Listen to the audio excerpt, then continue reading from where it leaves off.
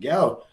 Welcome back to our Human First CEO series. I'm Nick Maida, CEO of Gainsight, and this series has been an amazing opportunity for me to get to spend time with CEOs that I respect, running large publicly traded tech companies and trying to run their business not just for shareholders, but for all their human stakeholders. So with me today, super excited to bring on somebody I've known actually for my entire journey at Gainsight, Henry Schuck, CEO of ZoomInfo. Welcome, Henry. Hey, Nick, thank you for having me.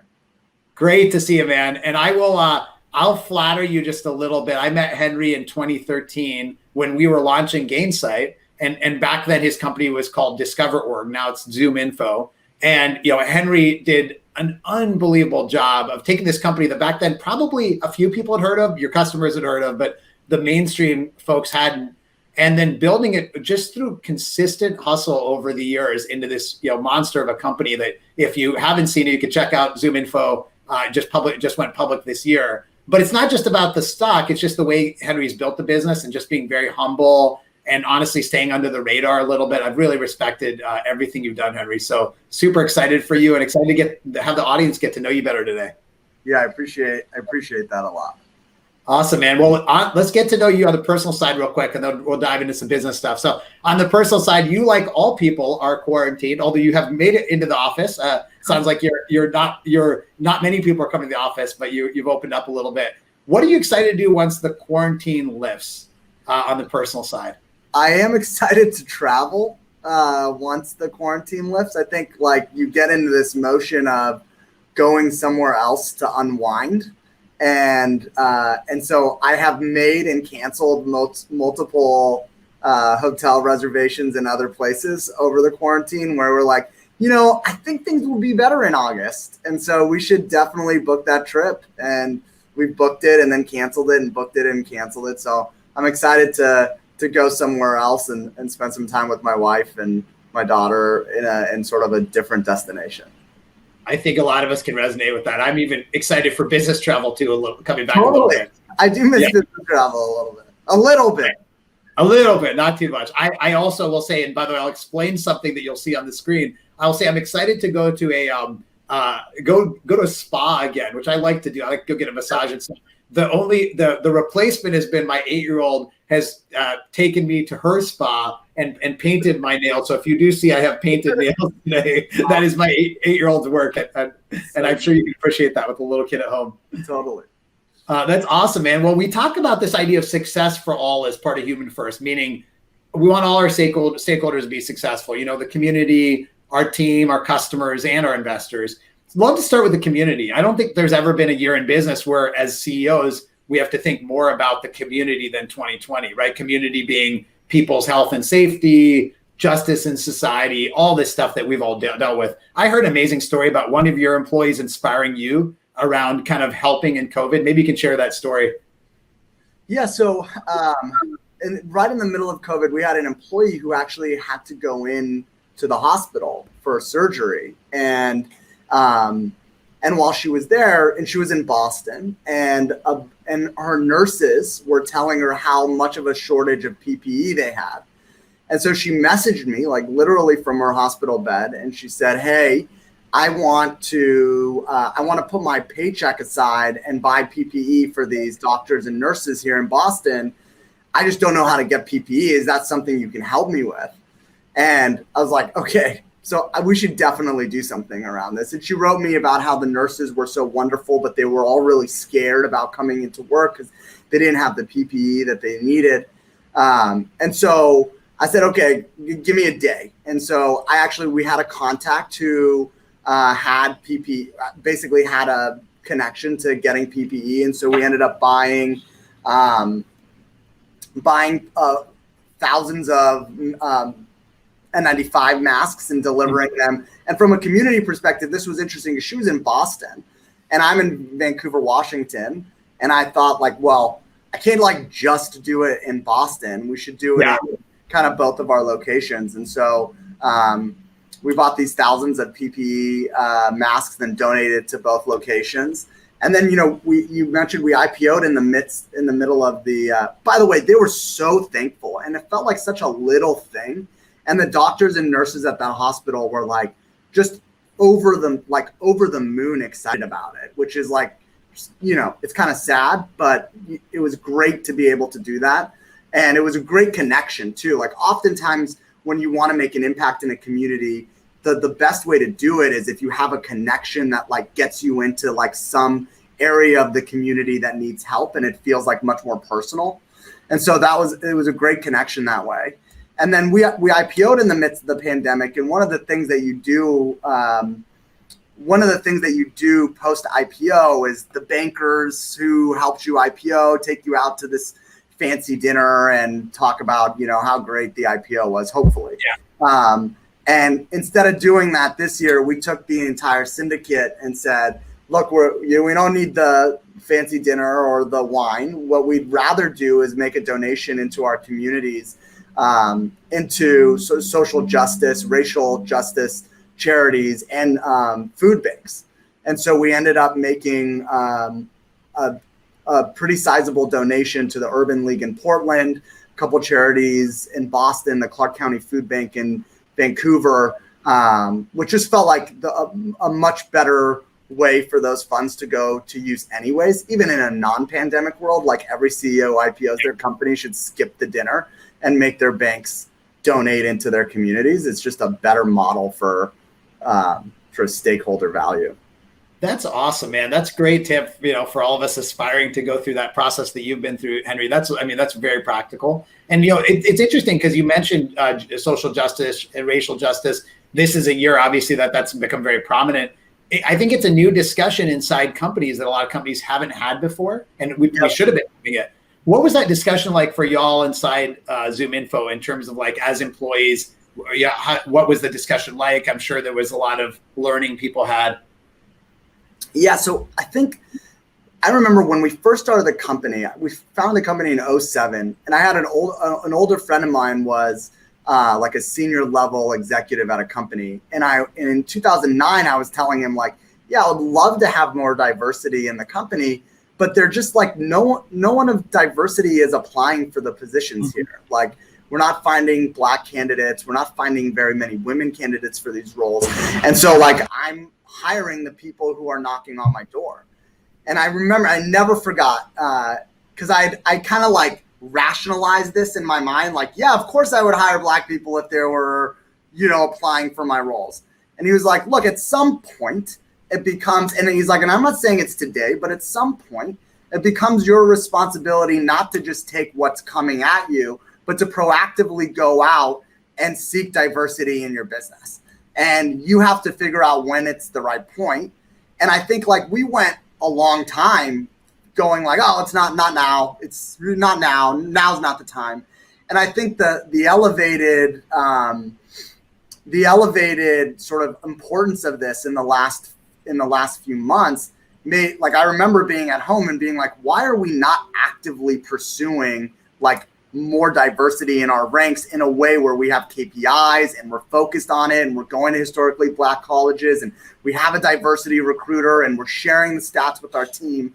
And so we spun that up. And actually like since the pandemic, we've almost doubled the percentage of Black employees within our company, which is awesome. Wow.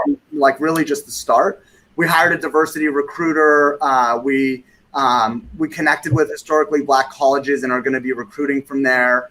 We made a donation to the Urban League of Portland. And so we went to them and said like, look, one thing you could really help us with is helping us find Black candidates for positions here at ZoomInfo.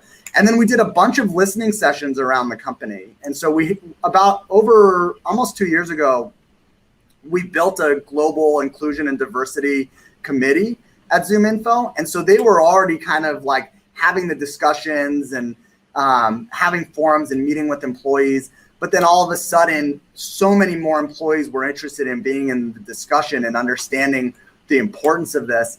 And so we've held multiple kind of Zoom, it's just like a combination of history lessons and stories from our Black employees to the entire population, and just gave everybody a chance to learn why this is such an important issue. And then I've consistently made a commitment to the team, like, I was never going to be an executive that you found doing something off color or, wearing blackface or doing something like negative towards the Black community. But I never took the time to really understand why. I just knew it was not okay. I told them and I told the team, like, this is a moment for us to really understand the whys behind why we don't do those things and why it's hurtful to, our colleagues and our neighbors. And so I think the whole company is going through a period of learning and understanding that we never had before. That's incredible, Henry. And I appreciate you being so honest, because I think a lot of people were in that world of just, hey, I look at the candidates that come to me, right? And I'm not biased. I just hire the best people, right? And that's not what we need as a society. We need people to proactively do things. So that's awesome that you went through that journey, and it's awesome you got that advice from your friend or mentor. That was good advice. Yeah, I called him. He actually works for us now. So I called him after that and told him, like, hey, I don't know if you know this, but you said something to me like 10 years ago that just like stuck. And so now I'm like so happy I get to like take that chip out of my head too. Yeah. Like, that was a thing that like lived with me forever. And so it's so nice to be able to go like, yeah, I'm doing the right thing here now. That's amazing. Man. That's awesome. So speaking of team, so, obviously your team, our teams have all been through a lot, not just in this justice area, but everything, parenting with kids, virtual school, ailing loved ones, et cetera. What's that like for you as a leader? Like, what have you learned about your team through this tough year? Yeah. I mean, first, they're incredibly resilient. Every account manager and account executive who's at home with their kids and their wives and their dogs and no school support, no childcare support, like they are incredible heroes of our business, your business, everybody's business today. And so being much more conscious of what's going on at home, pre-pandemic, I think I would be like, I don't really understand why you got to go home to get a furniture delivery. Like, I just don't get it.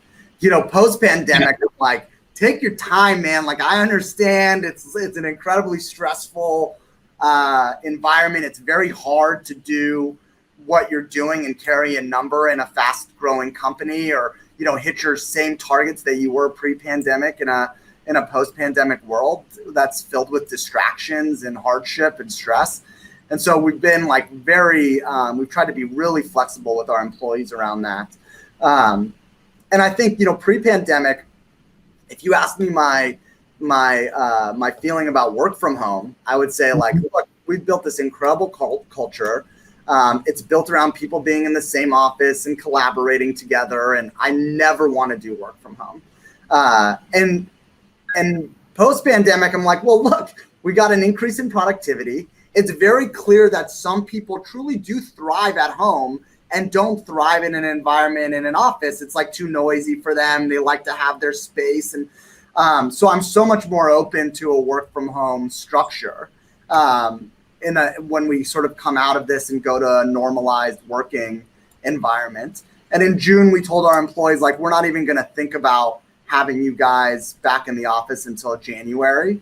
And we'll consider it again in January and don't know how far it's going to get pushed out. We also wanted to give people the flexibility to say, like, look, if you need to get out of your town or your parents have a house somewhere that you can go get a break at, go do that. We're not going to call you back. And so being conscious of what our employees are going through has been at home has been an area that I never really thought that much about. And you said, actually, Nick, in one of your early posts, like, what a wonderful gift it is that you get to see like such a different side of your employees' lives, meeting their dogs and their kids are coming on camera. And like, I try to be as inviting as I can be when that sort of thing happens. Cause I don't, this is a new world. Your kid screaming in the background pre-pandemic was something maybe you could roll your eyes at. Your kid screaming in the background post-pandemic is just something like, God bless you for coming to work while like the whole world is kind of crazy behind you. Seriously. So like no judgment ever on that sort of stuff. And it is a great gift. I've met more of my employees' kids and dogs than I ever would have in a pre-pandemic world. That's awesome, man. I love that. And I really think all of our thinking is changing. I think that is part of being a leader, is being willing to change your mind.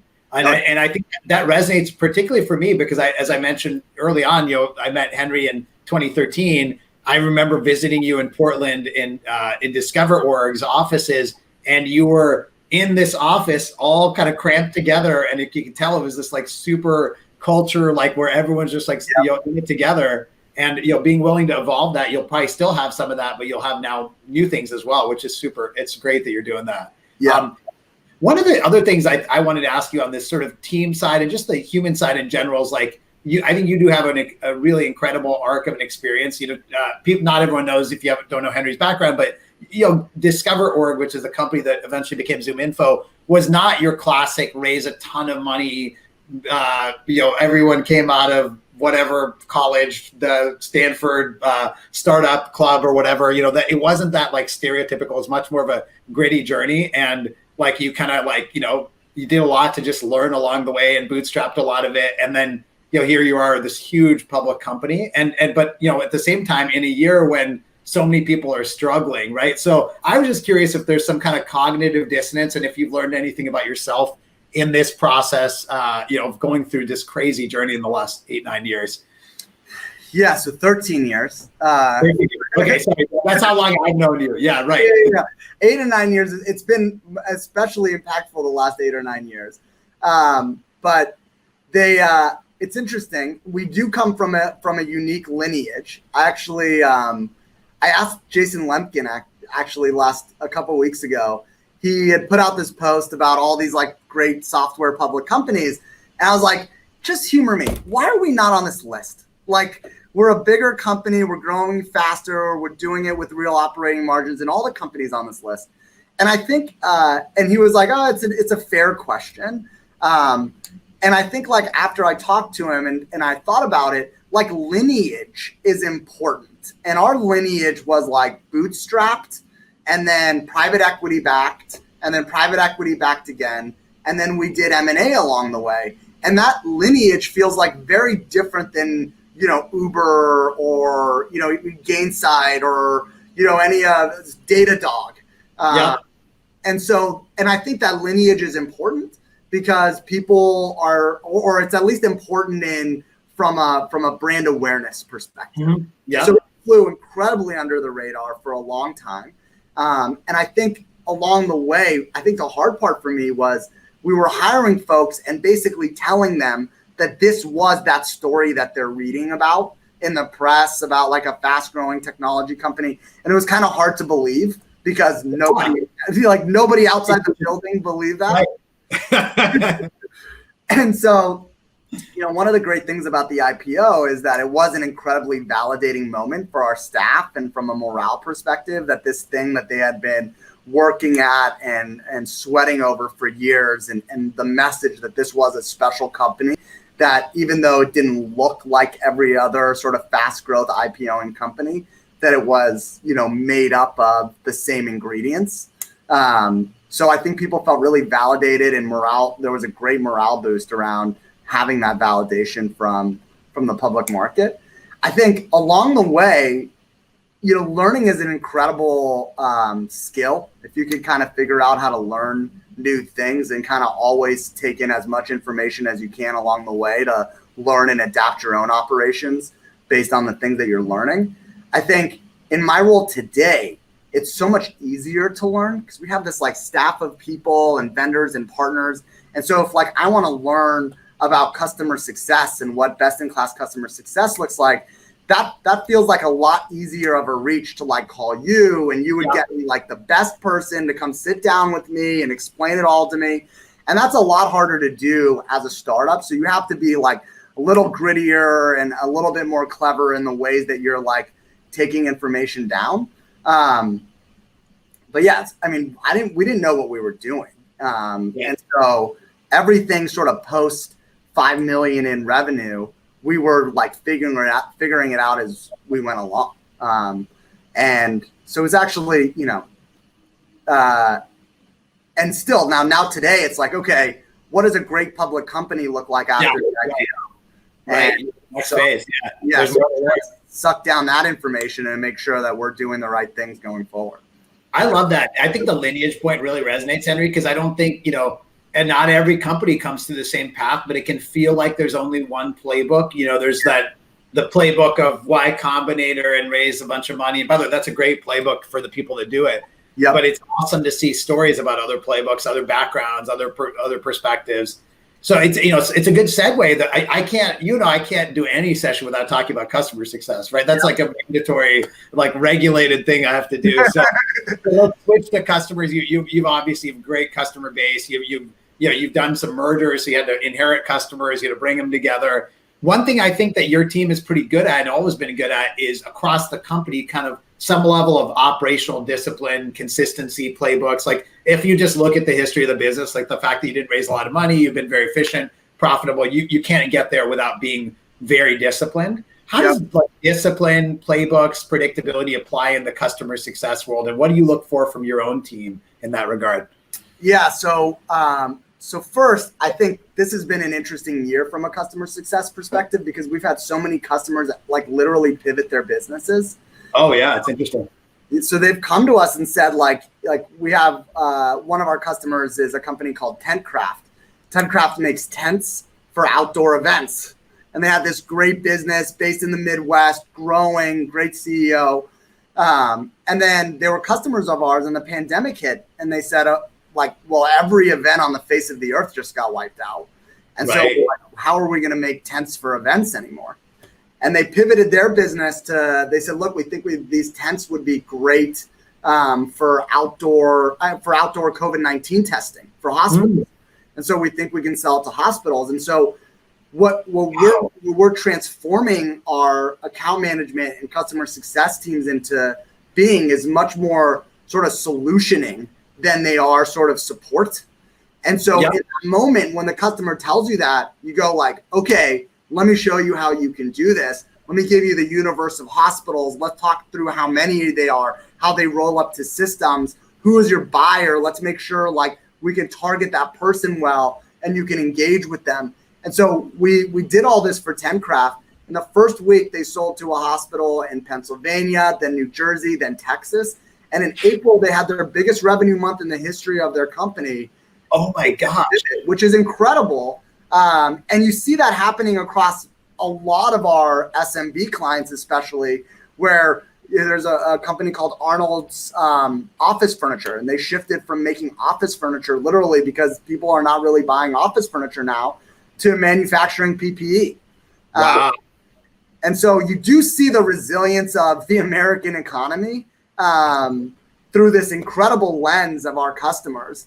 And so what we're trying to make sure our customer success managers and account managers really are able to do is be so much more consultative with our customers, not just to like show them how to get on the system and run a search, but talk about what the end outcome is and make sure that they're prepped to have that consultative conversation with our customers that kind of drives them up the maturity curve of how they go to market. And so that's a big change. I think from an operational discipline perspective, everybody, it's interesting. I bet you see this all the time. Everyone's on a customer success journey of some kind. Either some people are super sophisticated where you have like all the usage data and support tickets and information about a company, and that's driving your motion. And some companies are just like renewing the company 30 days before they come up for renewal. Totally. And I think the most important thing to feel like is to sort of understand where you are in that maturity curve and understand sort of what are the next steps along the way. And like when I'm done with this part of the curve, this is the next thing I'm going to do. And this is the next thing I'm going to do. And this is the next thing I'm going to do. Because constantly iterating and getting sort of more mature about the way you're using data and analytics to execute outreach to your clients and support to your clients, I think is incredibly important. We've done an incredible job of that on the go-to-market new business side. And we just, we're like kind of in, you can call it the second third of the sophistication curve from a customer success and account management side as well. That's awesome. That story about the tents and just being a customer success, like truly being an advisor to the client. versus being, getting them to support them or do the renewal. I think that is the next phase of the maturity curve. I mean, I think that's what you've done. It's interesting. It almost like COVID forced you into this next phase of maturity, right? Whether you wanted to or not, that sort of just happened. I've seen that for a lot of clients. So just to wrap up a little bit, it's obvious that you've been on a different lineage at ZoomInfo. Because of that, you've been able to run the company in a pretty special way. And it's very obvious, I think, that you have an authentic style of leadership. You're very thoughtful about your team. You're thoughtful about, learning and evolving your thinking, the community. Does that get harder when you're a public company? How can you balance stakeholders when you're public? And how do you think about that in the next phase? Yeah. So, I don't think it gets harder. I think it's actually your focus on those things is much more an expectation than like a nice plus sign on what you're doing. In fact, I remember when we IPO'd, when you IPO at the NASDAQ or the New York Stock Exchange, wherever we IPO'd at the NASDAQ, they give you the day on the big screen. Right. And one of the things our teams did was, we had to strike the right balance because this was June 4th. There was like a ton of racial injustice movements and protests around the country. We're in the middle of a pandemic. And you're in this moment where like historically, you're like ringing the bell and everybody's celebrating, confetti's dropping. And it's not the right time to be doing that. And so one of the things that we did was we took a portion of the time on the screen and we put up a banner around Black Lives Matter and racial injustice in our country. And what I thought was most interesting about that was that night I had a conversation with the CEO of TA Associates, which was our first institutional capital in the company. And a managing director at the company who was on our board earlier in our growth story. And both of them were like, can I tell you what the coolest part about today was? And I was like, these guys just like, it's a huge success for them. It's one of their biggest returns in history. They're like, the coolest part of today was that you took time off the NASDAQ screen to have this message out there to the public. When you guys had this opportunity to be selfish about your time, you weren't. And so I do think like stakeholders outside the business expect that and are proud of it in a way that like is not all like greed is good, which is, great. And I think like the more the outside, the more your shareholders support those types of efforts and give you that type of feedback, the more CEOs and businesses are going to feel really good about making those investments and being sort of a better member of your community and your society.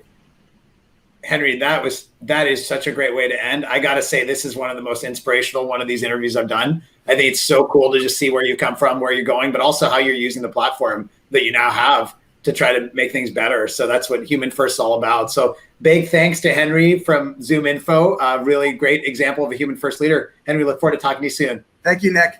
Thanks to the audience as well. Appreciate it.